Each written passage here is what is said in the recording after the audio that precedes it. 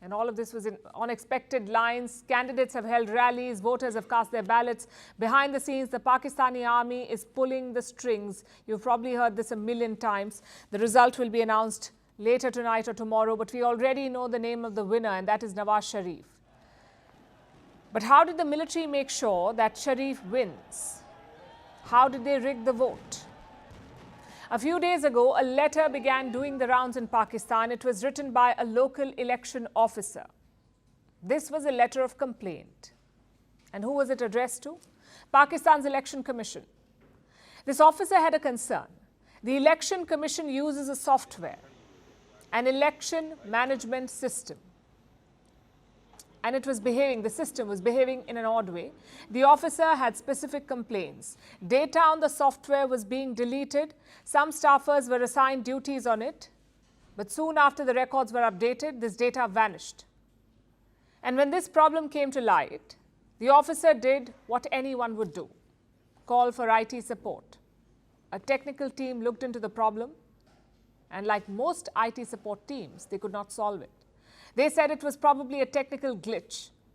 And the election officer was asked to continue using the software, but the officer was not convinced. The team using the software faced trouble too. So together, they reported their problems. They expressed their reservations. Again, no solution was offered. The tech team asked the election officers to keep using the same faulty software. Finally, this officer decided to write a complaint letter. And we have a copy of the letter. In fact, let me read out a section of the letter to you and listen to this very carefully. This is what it says. This weakness of the system has created many issues and also raises a question mark on the reliability and validity of the tool or software. This shows that either the election management system is an utter failure or, and listen to this, there is someone else that controls and manages the system behind the veil. So someone else is in control, he says. Or that's what he's suggesting. Who could be pulling the strings from behind? This system belongs to a government department, Pakistan's National Database Registration Authority, or NADRA. They're supposed to be an independent and autonomous agency. And what is their job? To maintain the database of all citizens, like population data, demographic files, and most importantly, voter rolls. They maintain all of this. Now, NADRA has an important role to play in this election. It controls all the systems used to administer the election and transmit the results. This agency is like a referee in a football match. Their task is to call out who has hit the goal in the election match. Now, usually this referee is a civilian, but last year there was a sudden change in their leadership. Instead of a civilian official, a serving general of the Pakistan Army was given charge of NADRA. Which begs the question, why is a serving general in charge of Pakistan's voter rolls?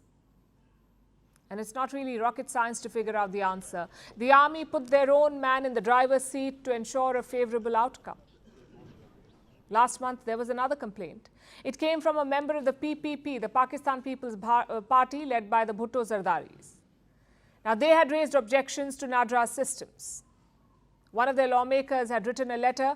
It said the party has, quote-unquote, serious objections to the systems. Pakistan's Election Commission responded. It played down the risk of manipulation. But at this point, it's really hard to take any assurance at face value. It's like the army is not even bothering to hide how it is rigging the election. So from military coups to silent coups to brazen selection of prime ministers, this is how Pakistan's sham democracy has progressed under the army.